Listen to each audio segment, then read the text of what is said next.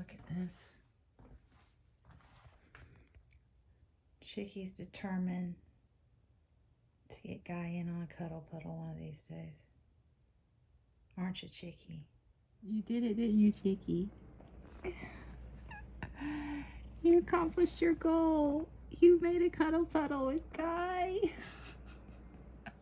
You go, girl.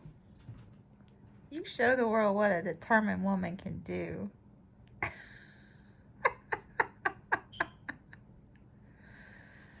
Oh my goodness. You're a little lover. Oh my goodness.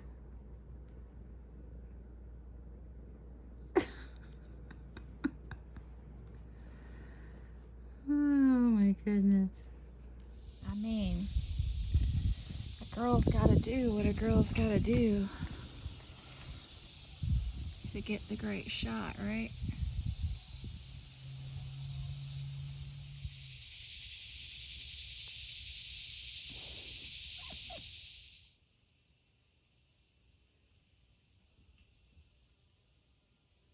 Y'all better get that thing.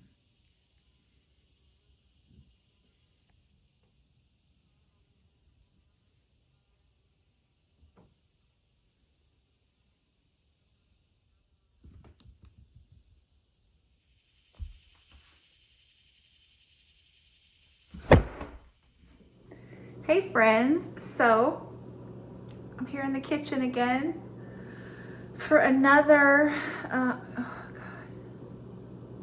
God, Moo, for real.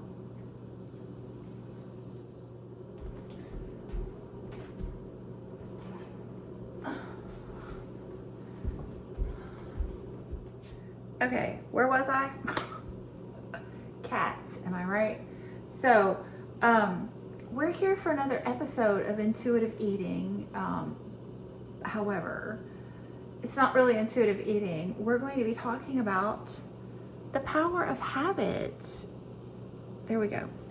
The power of habit. I read this book last month and thought it was fabulous. I can't remember. I saw it on one of these channels I've been watching, the What I Eat in a Day, What I Eat in a Week type channels. I saw it there, but I don't know which one.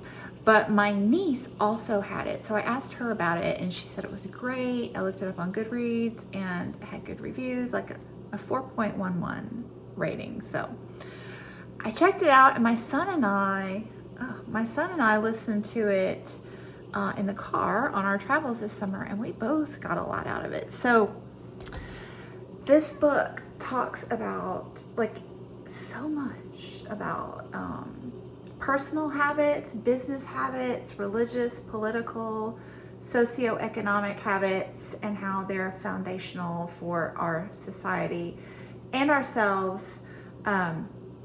It's an informative text, not a self-help book, so that really worked for me as well. I like the information and then help myself. That's how I like to go about things. So very engaging. If me at 51 and my son at 17 both connected with it, I mean, that says a lot for the writing style. So this book goes over a lot of different topics about habits and habits in the person and in society. I think the first half, if I remember correctly, was personally, and then the second half was societally. And I tried to think as I was listening how I would incorporate any of these, if any of them would work for me. I hope you're enjoying the cat ambiance. There's a Jingle Bell toy in the background. Anyway, so yeah, there were discussions about cues, like how our habits, there are triggers that turn them on, habitual routines within that series. After the trigger, you get that routine and the end game. And I was trying to think how I would incorporate that into my life, and it was kind of complicated. Still thinking about it because there's so many habits that I have, good and bad. But then the second half, when he was talking about businesses, oh my gosh, he talked about this concept called a keystone habit. So that is a small habit, seemingly small habit, that is actually foundational and can change your whole business or maybe even your life. Maybe. So the example he had was Alcoa. Alcoa back in the day was this thriving major manufacturing company. And then they went into this downward turn. Stocks were down, the business was tanking, and this CEO came in, and the foundational habit, the keystone habit that he changed was safety. And everybody's like, what? What are you doing? But he came in and he said, I'm going to make safety my number one priority. We're going to make this the safest business in the world. And that's what he did. And you would think, how's that going to make this company come out of potential bankruptcy? It did. It made all of the head honchos really focus and know that he was watching. It made the employees all feel like they had a stake in the company. It empowered them. And you know, the trickle down and the push up, all these effects worked together to make the company thrive.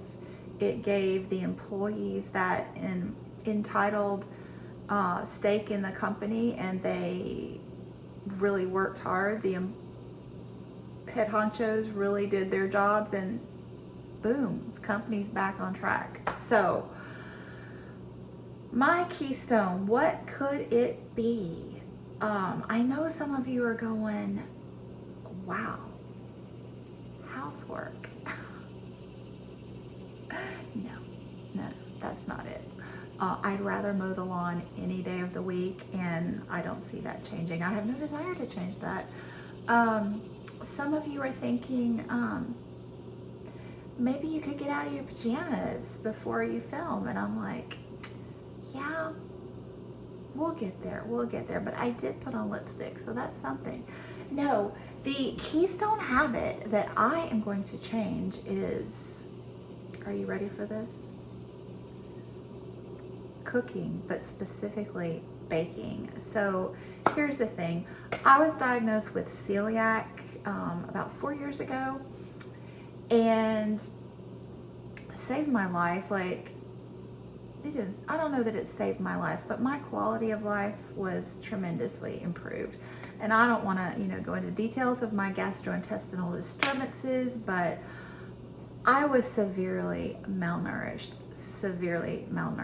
and it was causing lots of trouble.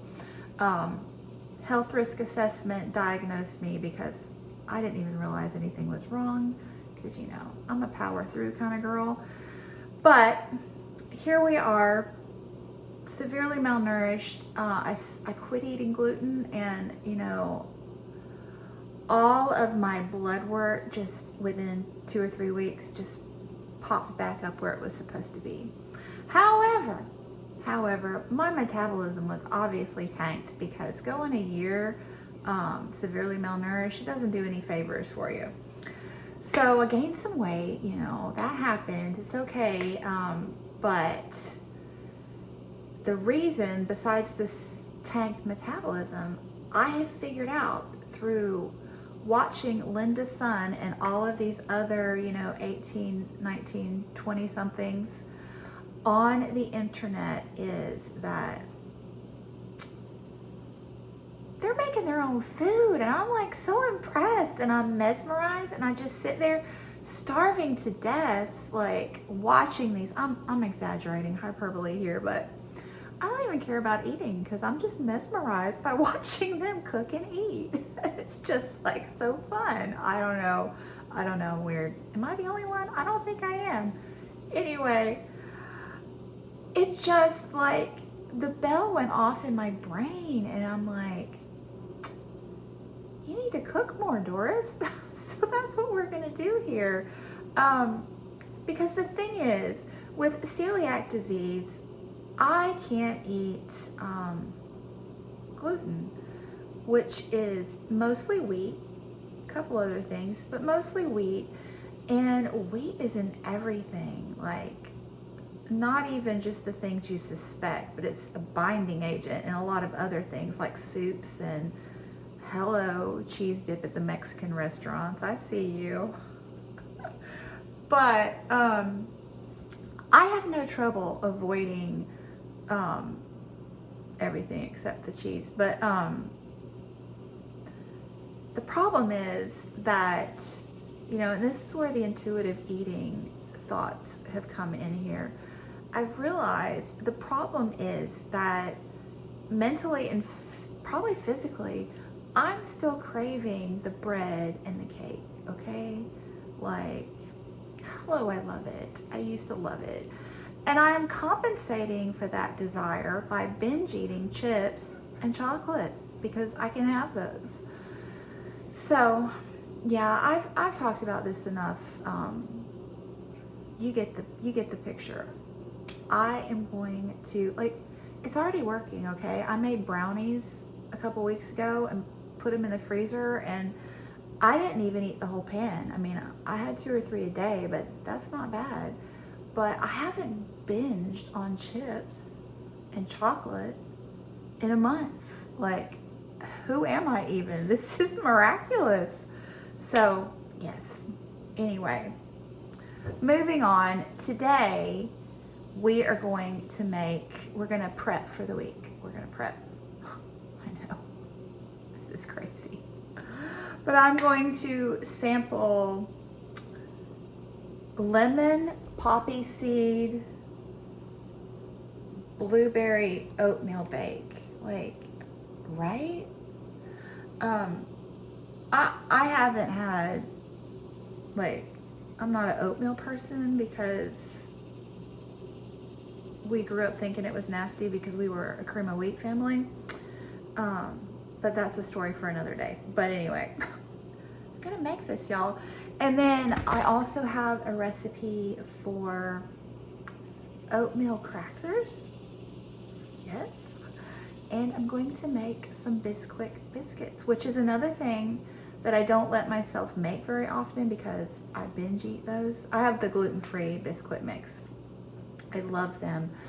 They're just like my mom used to make, because my mom made the crunchy on the outside, mealy on the inside Bisquick biscuits when I was a child, and you know, I love them and I eat them. But I think, like, this seems counterintuitive, but if I make all 3 of these things and, you know, put them in the freezer, you know, maybe it'll work and I won't binge on them because I know I can have them. So let's just get to it and see. Let's see if this is going to work for me.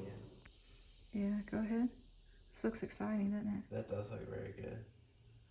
What did the study say? It said that largely your adult metabolism stays intact until you're 60. Oh, I don't think mine did. Okay.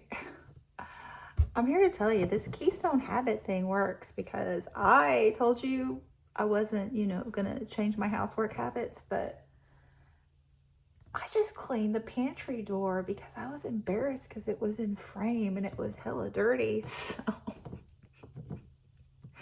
I only cleaned it on the top half though. So maybe my kid will hear me and clean the bottom half because he cares a little more than I do. Anyway, wet ingredients. Let me look at my little recipe here. Where did it go? Okay, 2 eggs.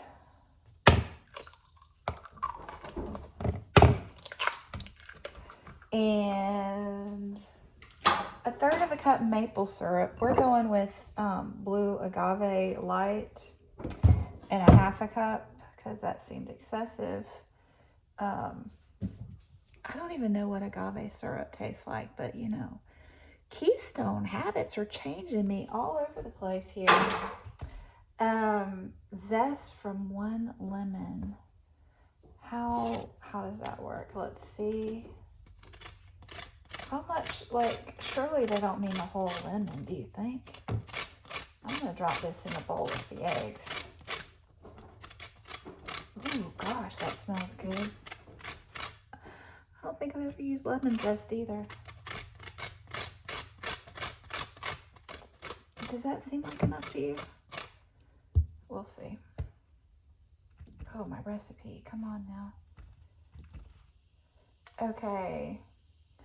2 tablespoons melted butter. I should have put more because I like me some butter. And 1.5 cups of milk of your choice. Well, that's a lot of milk. Is that a half a cup? Should we top it off? We probably shouldn't, but you know.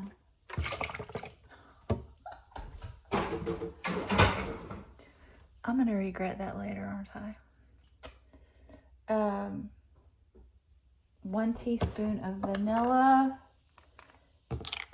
extract. Oh, that's the almond. 1 teaspoon of vanilla extract.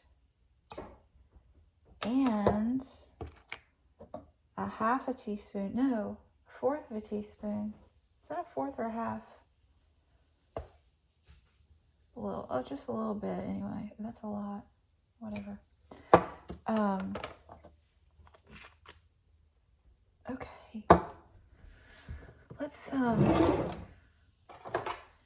mix this with a fork, because that's what I do. I'm a fork user. And then we'll see what the dry ingredients entail. Out for both men and women. Really? And there is no change when they rule out several factors. This was published in Science. I'm just Science Mag. Wow. Which is a respectable institution. Sure is.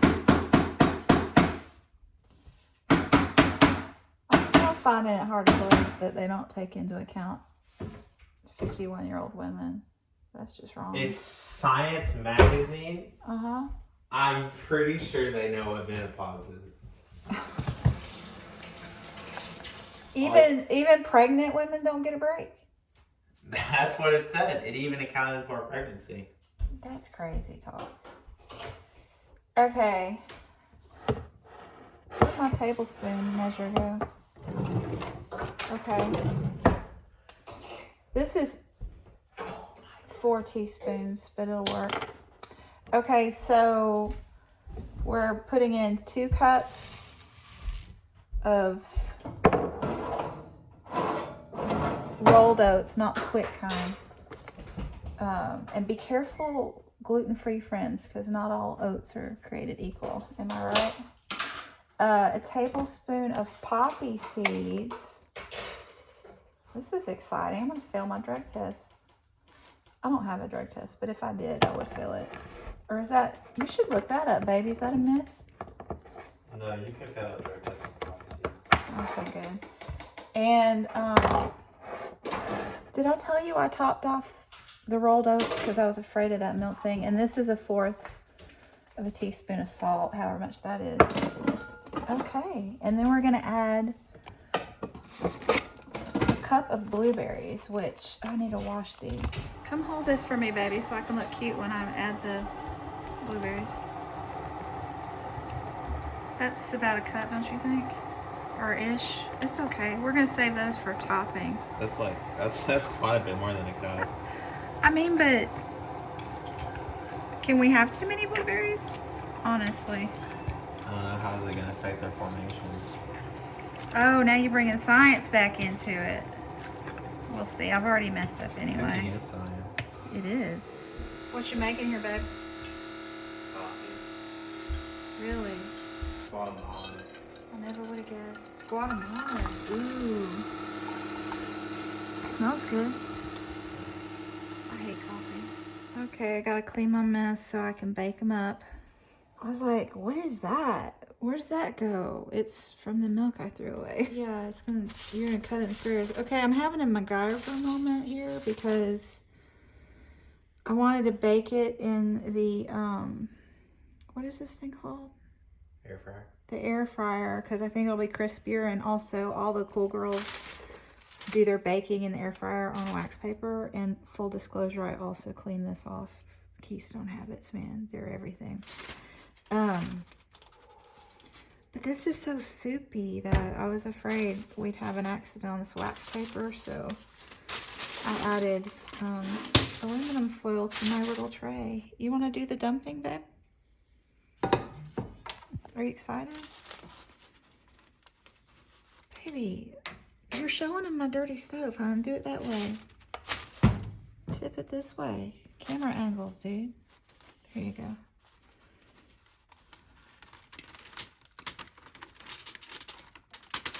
Faster, man. Just dump it. Turn it over. Dump.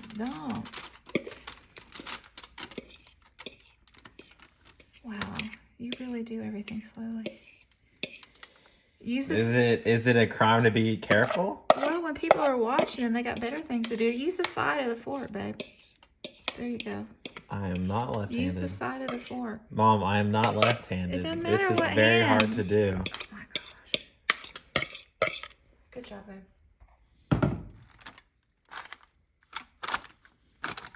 Okay, I'll take it from here. Side of the fork, friends. This is a good technique. I'm not left-handed, and you're forcing me to use my left hand. Okay, the recipe says 350 for 35 to 45 minutes. And I got it on 350, but it won't take that long at all. We'll just watch it. Bake, bake, bake. Oh, that's dirty too. Oh my gosh. Oh no, y'all. I misread the directions and neglected to put lemon juice in here as well. Okay. I would juice it directly on the bake, but oops. There are seeds in there and I don't want to pick those out, so let's just do this off camera. See, I think ahead.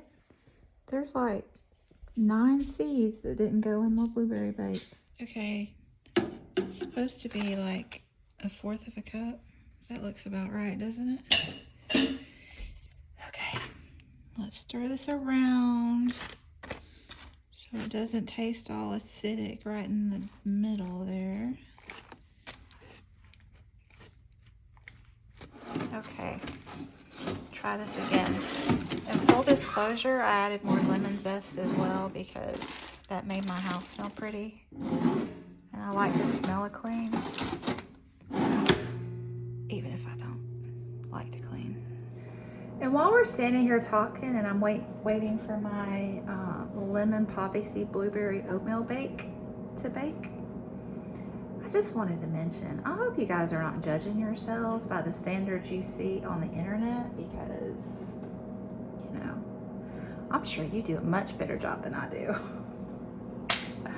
Besides which, like, no shade on anybody, but I'm a single mom, and some of these situations that I see on the internet are well above, you know, my resources. And that's okay, you know. I like my life. So anyway, just remember, you know, don't judge. Don't judge by what you see. Live your own life, okay? Okay. Been about 10 minutes.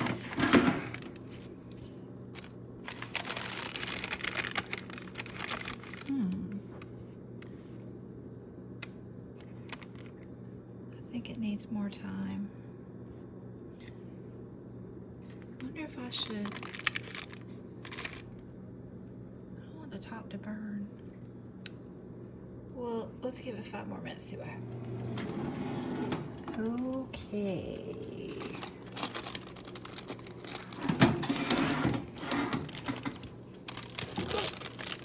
I think that's probably the best we're gonna get without burning the top.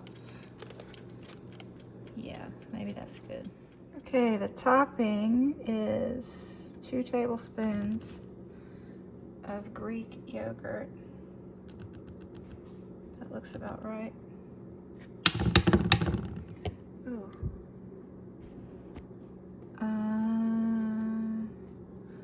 Tablespoon powdered sugar, something like that. And fresh Fresh lemon to thin. Don't worry. I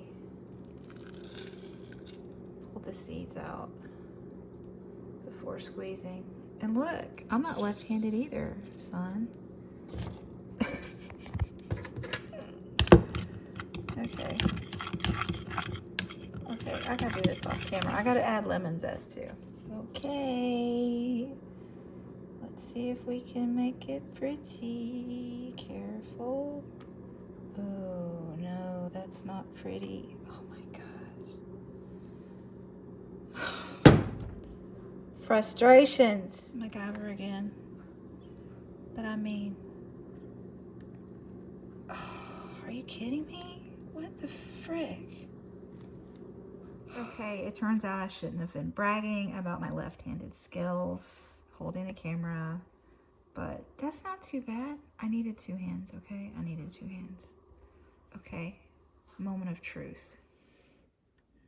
I gotta try to get it out with my cheese slicer. This isn't gonna go well. Okay, I need 2 hands, sorry. You come taste test with me, babe? Okay, so this I think is supposed to be more like blueberry cobbler and not like cakey, okay?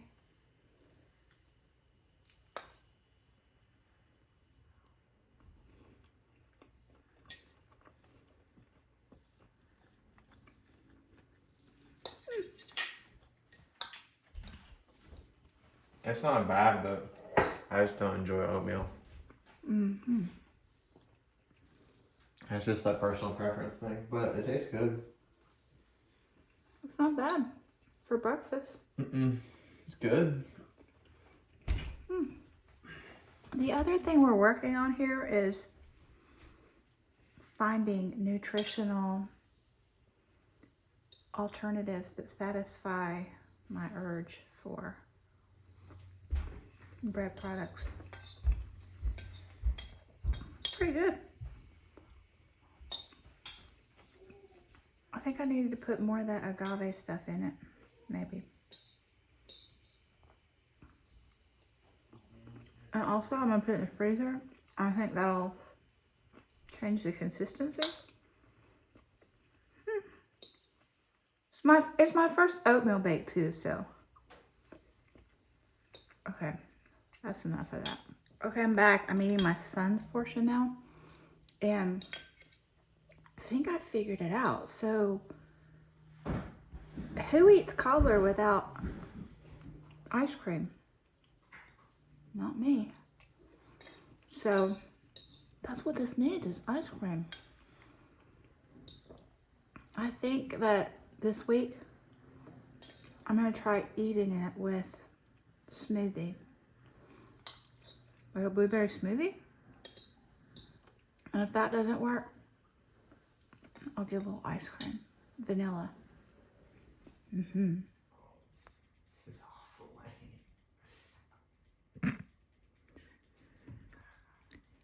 This is intermission. No. Please. I can't remember. I may have. I think I was paying attention just because I didn't want to play Viger. Yeah. How exciting is that? Enemy slain. I'm glad y'all decided to nap while I was baking. That was real thoughtful. Oh my gosh, Chicky. You getting some cuddle puddle action from the old man. Yeah, you're cute too. Oh my goodness, guy. Is this your little harem now?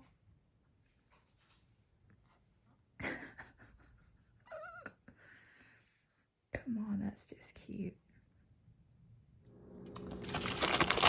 We're gonna try something here. Ooh, careful. Careful.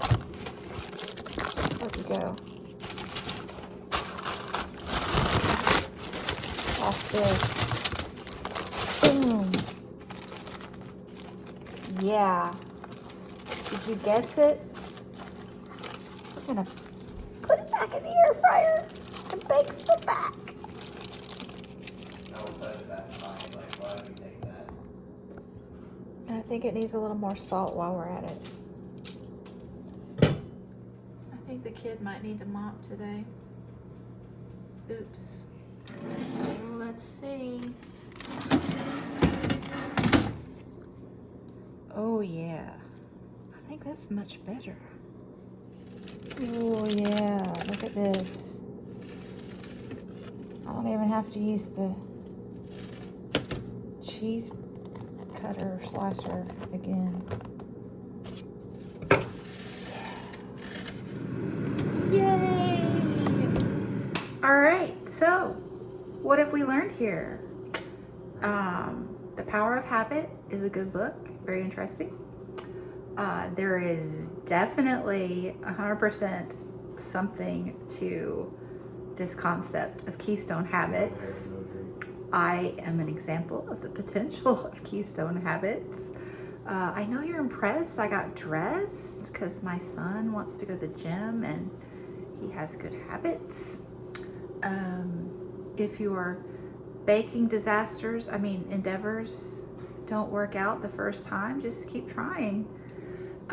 This recipe, I think it was from All Recipes. I will link it below if I remember. If I don't, remind me. I mean, if you're interested.